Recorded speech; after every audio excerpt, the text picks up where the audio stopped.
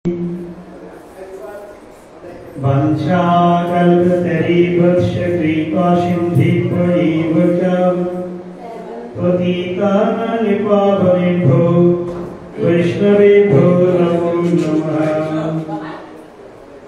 नित्यानन्दं प्रेमानन्दप्रदायिने कलयुगकल्पनाशाय जगन्नाथपतये नमः।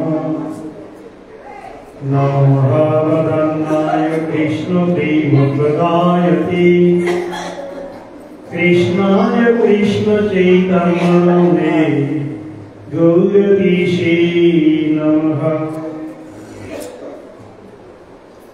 हे कृष्ण करुणा सिन्धो दीनबन्धो जगत्पते गोपेश गोपिकान्त राधाकान्त नमोस्तुते। तप्त काञ्चन गौरङ्गी राधे वृन्दावनेश्वरी वृषभानुसुते देवी प्रणमामि हरिप्रिये। श्री कृष्ण चैतन्य प्रभु नित्यानंद श्री अद्वैत गदाधर श्रीवासादि श्री गौर भक्तवृंद। हरे कृष्ण कृष्ण कृष्ण हरे हरे हरे राम राम राम हरे हरे। निताय गौर प्रेमानंदी गौर हरि।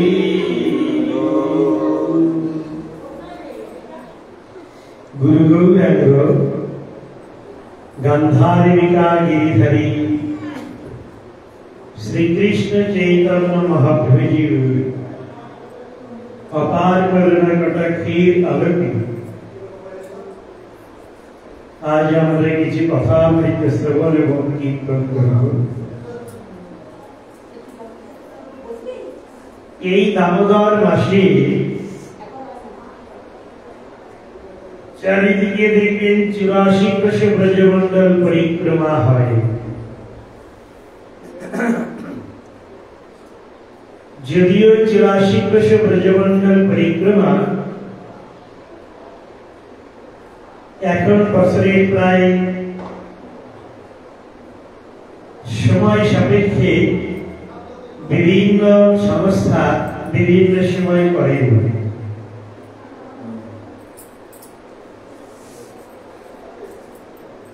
কিন্তু জগদ্গুরু শ্রীল প্রভুপাদ যখন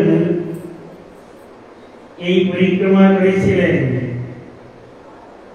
সেই দামোদর মাসে, দামোদর মাসে পরিক্রমা এর প্রথম রচয়িতা নন্দ এবং যশোদা দেবী। আমরা পরবর্তীকালে তাদের পদাঙ্ক অনুসরণ করে চলি। কিন্তু 84 কোশ ব্রজমণ্ডল পরিক্রমার প্রথম পথদর্শক এই নন্দ এবং যশোদা। আপনারা জানেন যমুনা দেবী ঠিক যমুনার পশ্চিম পারে একটি জায়গা রয়েছে যার নাম তপবন। ঠিক বিহার বন, এর পরেই হচ্ছে অক্ষয় বন, অক্ষয় বনের পরেই হচ্ছে এই তপবন। নন্দ এবং যশোদা দেবী এই তপবনে যমুনার কূলে বসে তপস্যা করেছিলেন। যেহেতু অসতিপর বৃদ্ধ এবং বৃদ্ধা দুই কোন সন্তান সন্ততি নাই, ভগবান সন্তুষ্ট হয়ে এই নন্দ যশোদার ঘরে আলালের ঘরে দুলাল হয়ে নন্দাত্মজ কৃষ্ণ রূপে আগমন করেন। তখন নন্দ মহারাজ নন্দগ্রামে রাজা রূপে অবস্থান করছেন। কিন্তু একটি কথা, এই তপবনে যখন তপস্যা করেছিলেন তখন একটি সংকল্পবদ্ধ হয়েছিলেন, আমাদের গৃহে যদি পুত্র সন্তান লাভ হয় তবে আমরা একটি কার্য করব, ভারতবর্ষের যত তীর্থ সব তীর্থ পদব্রজে পরিক্রমা করব। এখন নন্দ ভবনে নন্দাত্মজ কৃষ্ণ বুঝতে শিখেছেন, শুধু হাঁটি হাঁটি পা পা যেখান খুশি সেখান যা নয়, দৌড়দৌড়ি হুড়োহুড়িও করতে লেগেছেন, অনেকটা বুদ্ধিমত্তার পরিচয় দিতে লেগেছেন। হঠাৎ একদিন সন্ধ্যা বেলাতে নন্দ আর যশোদা নানান ধরনের কাপড় চোপড় প্যাটরাতে গুছাচ্ছেন। প্যাটরা মানে বাক্স, সেই সুন্দর করে গুছাচ্ছেন, কারণ সারা ভারতবর্ষের এত এত তীর্থ পরিক্রমা করতে তো সময় লাগবে। তার মা যশোদা দেবীকে কোল জড়িয়ে ধরে বলছেন, গলা জড়িয়ে, মা তো এত সব সাজসজ্জা কিসের? তা বলছে, কানাই, যখন তোর জন্ম হয়নি তখন তপবনে তপস্যা করে প্রার্থনা করেছিলাম, যদি আমাদের সন্তান হয় তবে সর্বতীর্থ পরিক্রমা করব। তাই জিজ্ঞাসা করছে, এই যত যত তীর্থ তার মধ্যে কিছু রাজা তীর্থ আছে যে তীর্থে গেলে আর দরকার হয় না কিছু? তখন নন্দ মহারাজা যশোদা দেবী বলছেন, আমাদের হৃদয়ের ইচ্ছা আদি কেদারনাথ, বদ্রীনাথ, গঙ্গোত্রী, যমুনোত্রী, এই তারপর ত্রিবেণী সঙ্গম, এইসব তীর্থকে আমরা পরিক্রমা করব, এইরকম হৃদয়ে বিচার করেছি। ভগবান কৃষ্ণ বলছেন, দেখো মাতো, যিনি পূর্ণ ব্রহ্ম সনাতন তত্ত্ব তিনি তো বড় দয়ালু। সেই দয়ালু ভগবানের কথা চিন্তা করলে হয় না? ভগবান কৃষ্ণ আমি যে দয়ালু সেই ভগবান তা বুঝতে দিলেন না, বললেন না। তো যশোদা দেবী নন্দ মহারাজ কত সরল সরলা, কারণ ভক্তি বিনোদ ঠাকুর জানিয়েছেন, সরল হইলে গোড়ার প্রেম বুঝিবাতে পারে। নন্দ যশোদা কেমন সরল সরলা, যার গৃহে পূর্ণ ব্রহ্ম সনাতন তত্ত্ব আগমন করেছে। বলছে, বাপধন কি করণীয় বলতো? তখন বলছেন যে তোমরা তপস্যা করেছিলে আমার জন্য, আমি তো পুত্র রূপে এসেছি, তবে পুত্রের কিছু কার্য রয়েছে। যশোদানন্দ ভাবছেন, এইরকম বাচ্চা ছেলে কি অপূর্ব উত্তর দিয়েছে দেখো তো। বলছে, দেখো মাতো, আমি যদি কেদারকে, বদ্রীনাথকে, গঙ্গোত্রীকে, যমুনোত্রীকে, সর্বতীর্থকে এই ব্রজে নিয়ে চলে আসি, আর তোমরা এই ব্রজমণ্ডল থেকে একবার পরিক্রমা করে নাও, তাহলে সর্বতীর্থ দর্শনের ফল লাভ হয়, কেমন হয়? নন্দ যশোদা বলছে, এইটুকুন বাচ্চা আবার সর্বতীর্থকে আনয়ন করবে, বিশাল ব্যাপার।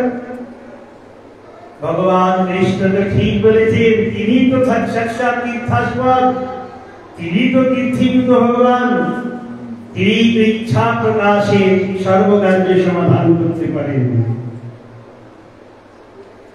ভগবান শ্রীকৃষ্ণ মানুষের ইচ্ছা করলেন, সঙ্গে সঙ্গে গোবর্ধনে মানসী গঙ্গাকে প্রথম দিয়ে দেন। কারণ আমরা প্রথম যখন আস্মন করি গঙ্গে যমুনে চৈব গোদাবরী সরস্বতী গঙ্গাকে আনয়ন করি। নিয়ে এসেছেন মানসী গঙ্গাকে, মনে মনে স্মরণ করেই ভগবান কৃষ্ণ কোথায় গঙ্গোত্রী হিমবাহ আর তাকে ভোজে গোবর্ধনে মানসী গঙ্গা রূপে নিয়ে এলেন।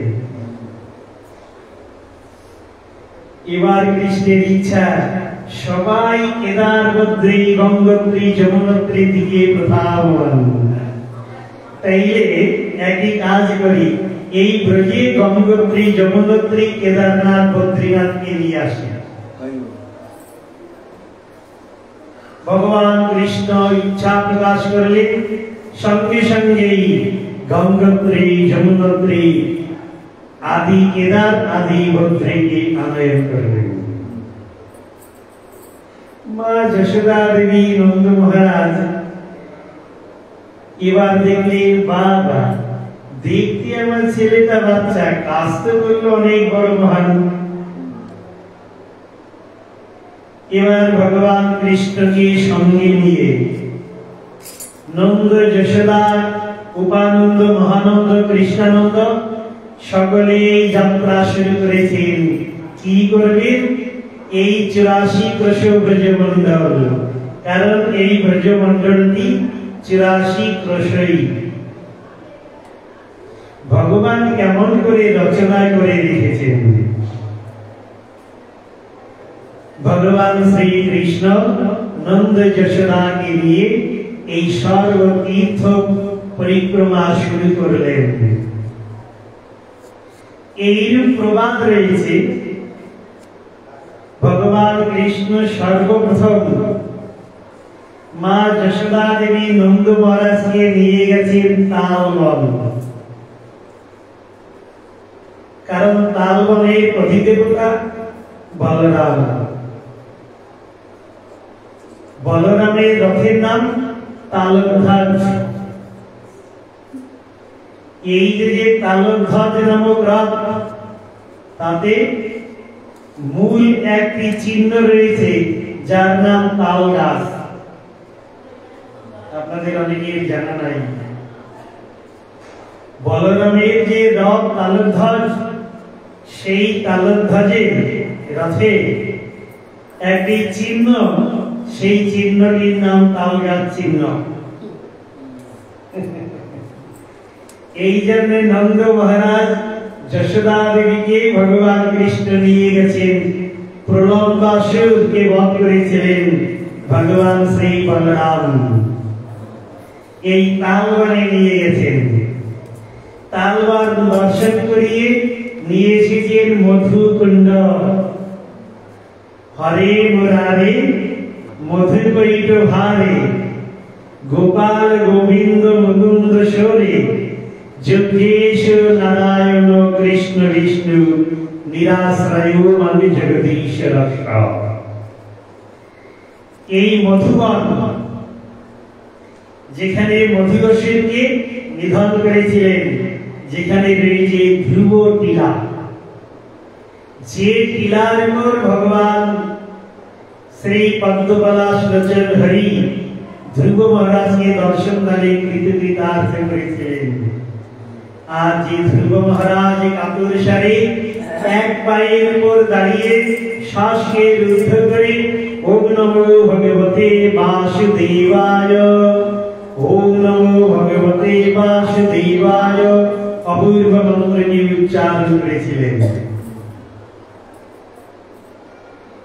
এরপর এই 84 ক্রোশের কত কত স্থান, যেখানে ভগবান কৃষ্ণ মূল নিয়ামক হয়ে মাতা পিতাকে সঙ্গে নিয়ে দর্শন করিয়েছিলেন। এই 84 ক্রোশ ব্রজমণ্ডল পরিক্রমার মহিমাতে একজন বিশেষ কবি বর্ণন করেছেন। 84 ক্রোশ ব্রজমণ্ডল পরিক্রমা করে যে 84 লক্ষ জমি থেকে নিস্তার পায় সে। কেউ যদি 84 লক্ষ যোনি থেকে বিস্তার লাভ করতে চায় তবে তাকে অন্তত একবার 84 ক্রোশ ব্রজমণ্ডল পরিক্রমা করা দরকার। এখন আপনারা বলবেন, মহারাজ আপনার সঙ্গে যদি পরিক্রমা করি তাহলে কত টাকা? টাকার কন্ট্রাক্ট নয় ভাই, ইচ্ছাটাই অর্থ। এই 84 ক্রোশ ব্রজমণ্ডল পরিক্রমা কেন 84 ক্রোশ হলো? 87 ক্রোশ 82 ক্রোশ হতে পারত। আপনারা যাবেন গোকুলে, সেখানে 84 খাম্বা। চলে যান কামভবন, সেখানে 84 খাম্বা। 83, 82, 81 নাই। আবার 84 লক্ষ যদি বলছে, 84 ক্রোশ ব্রজমণ্ডল পরিক্রমা বলছে। শুনুন, শেষ কথা শুনিয়ে রাখি। জলযান অবলক্ষানি স্থাবরা লক্ষ বিংশতি ক্রিময়া রুদ্র শঙ্খকা পক্ষীনাং দশলক্ষাম 30 লক্ষানি পশুবা 4 লক্ষানি মানবা। এই হচ্ছে 84 লক্ষ যোনি। আপনি মানুন আর না মানুন, আপনি ভাবছেন আমার জন্ম কম হোক বেশি হোক, কিন্তু কখনোই না। ভগবান একবার নিয়ম করে দিয়েছেন। কেমন? প্রভুপাদ বলছেন, রেল যখন চলে তখন সমান্তরাল রেখাতে, যদি রেলের পাটি না লোহা কম বেশি একটি 1 ফুট করবো আর একটা 2 ইঞ্চি কমিয়ে দেব, তো রেল অ্যাক্সিডেন্ট হয়ে সব উঠবে, তাই তো? এই জন্য 84 লক্ষ যোনি জলযান অবলক্ষানি। আপনি মানুন আর না মানুন, আপনাকে 9 লক্ষ বার জলজ প্রাণী হয়ে জন্মগ্রহণ করতে হয়েছিল। যদি হরিভজন করে ভগবানকে না পাই, আবার এই পুনরপি জননম পুনরপি মরণম পুনরপি জননে জঠরে প্রবেশ হয়। তাই জলযান অবলক্ষানি স্থাবরা লক্ষ বিংশতি 20 লক্ষ বার স্থাবর হয়ে জন্মেছি, পাহাড় পর্বত গাছপালা হয়ে। তারপরেই বলছে ক্রিময়া রুদ্র শঙ্খকা 11 লক্ষ বার কৃমিকীট হয়ে জন্মেছি। পক্ষীনাং 10 লক্ষাম 10 লক্ষ বার পক্ষী কুলে জন্মেছি। 30 লক্ষানি পশুবা, বাঘ রে, হাতি রে, ঘোড়া রে, গরু রে, ছাগল রে 30 লক্ষ বার। 4 লক্ষানি মানবা, 4 লক্ষ বার মনুষ্য জন্ম। এর মধ্যে খোপল, ভিল, নাগা, সাকি, মুন্ডা কত হয়ে জন্মেছি। এখন যে শালিত বিবেক সম্পন্ন জীব, বলো হরে কৃষ্ণ, সবাই বলছে হরে কৃষ্ণ। একটু লোককে বোঝানো হয়েছে, দেখো একটু একাদশী করো, নিরামিষ খাও, ব্রত করো, করলেও হয়।